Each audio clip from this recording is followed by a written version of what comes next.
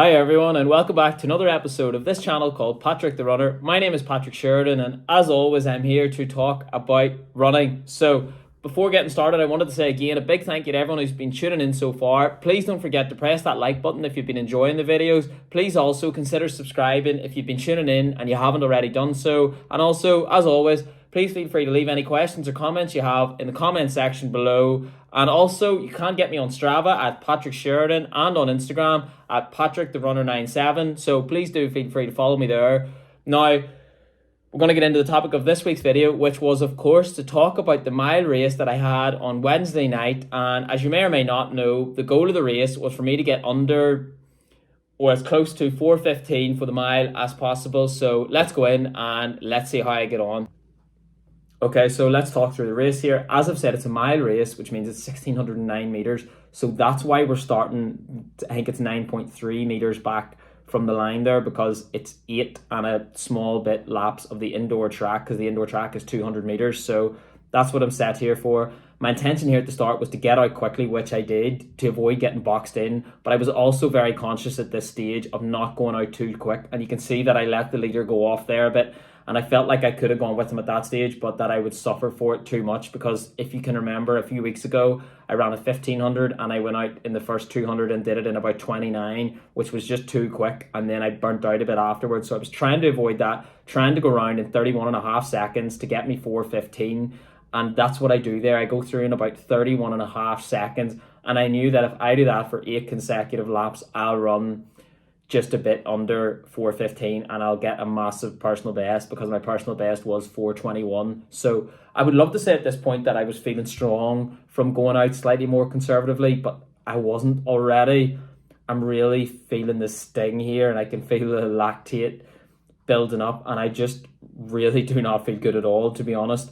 And I go through 400 there in 63, but what I'm telling myself is that you're never going to feel good in these races, and I'm just going to have to endure the pain. And I think my form there looks pretty strong. I think my knee drive looks good. I think I'm kicking out well at the back, and that's just what I'm focusing on, trying to concentrate on the things that I've been practicing in training and in my workouts. I'm thinking that I've done the work and the preparation for this, and I just need to maintain focus and keep hitting these paces, because these races are never going to physically make you feel good.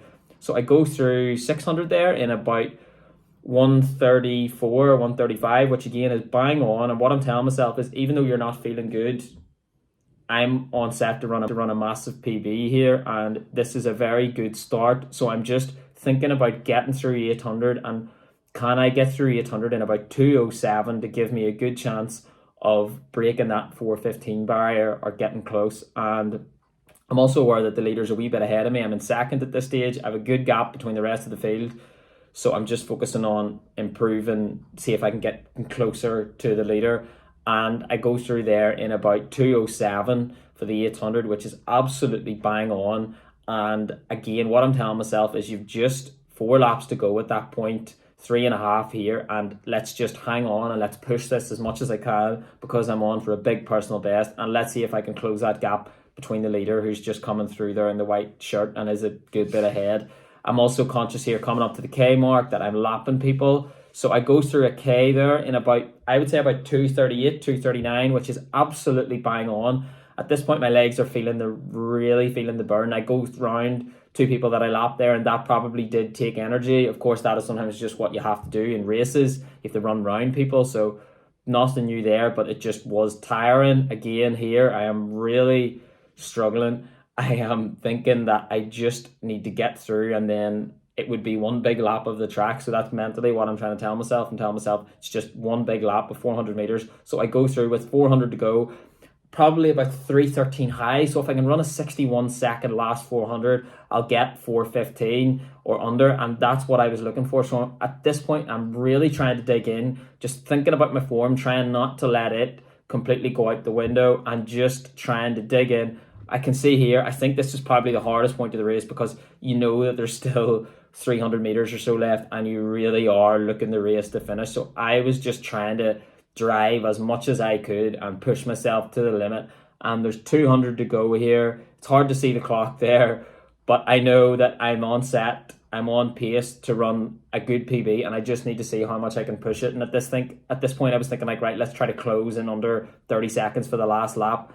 And there's probably about 100 to go here, and I think I go through there in about 4:02 or 3. So I'm thinking, let's try to push as much as I can here. Let's dig in, drive past the people who I'm lapping, and just give everything here in the finish. And I go through and I finish there, and the time was 4 minutes and 17 seconds. Okay, so as you can see there, I was just a bit short of running 4:15 or under. So I ran in the end 4:17:52, and that was a big PB for me. That was a 4-second PB because I had run 4:21 in August. So in the space of 6 months, I've managed to knock off 4 seconds. So I have to be happy with that. I was slightly underwhelmed with the performance though, because I was hoping I could run under 4:15, and I do think that I am in that shape. I just wasn't able to execute that performance on the night, and that's sometimes what happens when you're really trying to push yourself to the limit. As I've said before in previous videos, when I haven't quite got the time that I've wanted to, I'm getting pretty close, and we're talking about fine margins here. I was only 2 and a bit seconds away from where I want to be, and I think all it is just a few more weeks of training, maybe a wee bit more of base building after these indoors are over again, and then keeping up that speed work and the speed endurance sessions, and probably a few more 1500 type sessions to get me used to managing those levels of lactate, but also improving my lactate clearance and trying to feel a wee bit better after 400 meters and 800 meters, rather than feeling awful in the first half of the race, because that just was how I felt. And I had thought that I would feel a bit fitter than that on the night, but it just wasn't there.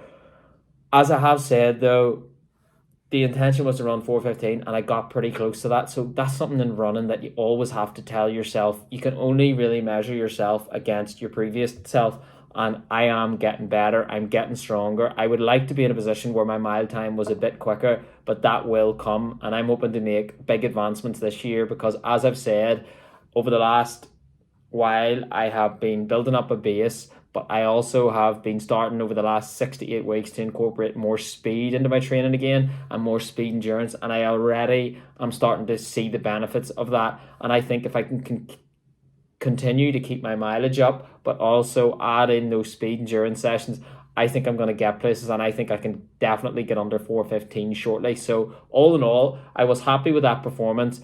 I wasn't completely satisfied because I was hoping to get under 4:15, but all we can keep looking at is the progress here. And in my running diary that I keep over the last year, I always keep a weekly log of my training, and any week where I get a PB, I write at the top of the page PB, big exclamation mark, and highlight it.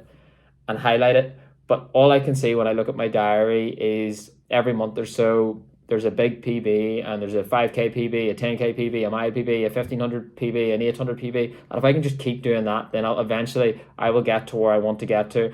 And at the minute, I'm starting to think that I could be an 800 meter runner, and if that's going to be my speciality, then that's what I'm going to be focusing on over the next 6 months. And it might be that I might try a 5k in about 6 weeks or so. It also might be that the furthest I go up to for the next number of months is the 1500, and that I'm just going to focus on the 8. But either way, that race there has given me great strength and great preparation for this 800 meter that's coming at the weekend. I have the Indoor National 800 meter championships, as I've said, and I'm hoping to run as good a time I can, really, just to see if I can run faster than 1:54 first and foremost. But also I want to try to make the final. So the heats are on the Saturday, the 17th of February, and then the final will be on the Sunday. So I'm not too sure how the heats were working. I think last year it worked by there were 3 heats, and the top 2 in each heat were picked, and then there were the 2 fastest losers for the final. So it'll probably be something along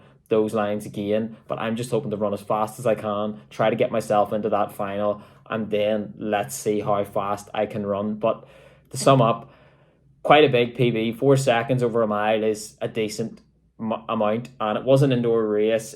The conditions probably weren't perfect for me in that I was running my own for a good bit, but sometimes that's what happens at the same time when you're running indoors. You don't have any wind, so there's no excuses on that front. But All I'm saying is that I know what small changes I need to make to keep getting better. And I think also, even though I talk about changes, it's just an idea. It's just a matter of me keeping on top of the training that I'm doing, making sure that I don't get injured. And in time, my body will make the necessary advancements and adaptations that it needs to in order for me to get faster. So I'm getting there. I'm happy with that result. Now I move on. Before finishing, I just wanted to express my sorrows about the passing of Kelvin Kiptum, who was, of course, the men's marathon world record holder, and his coach, who passed away last night tragically in Kenya in a road traffic accident. And news like this is always just so devastating, of course, for the family and friends involved, but in this case, also the wider athletics world.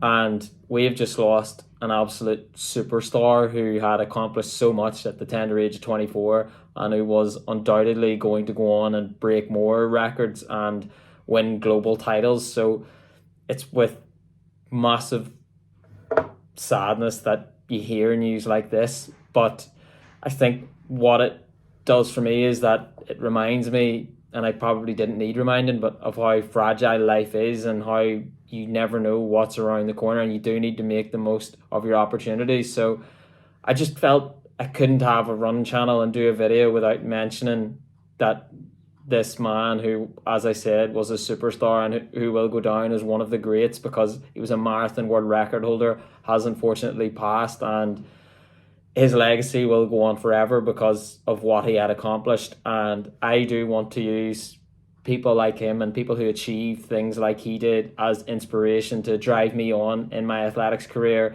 and in my life. And I'm sure I'm not the only one. So I just wanted to mention that. And my thoughts and prayers are with his family and friends. So thank you. And that'll be it for this week.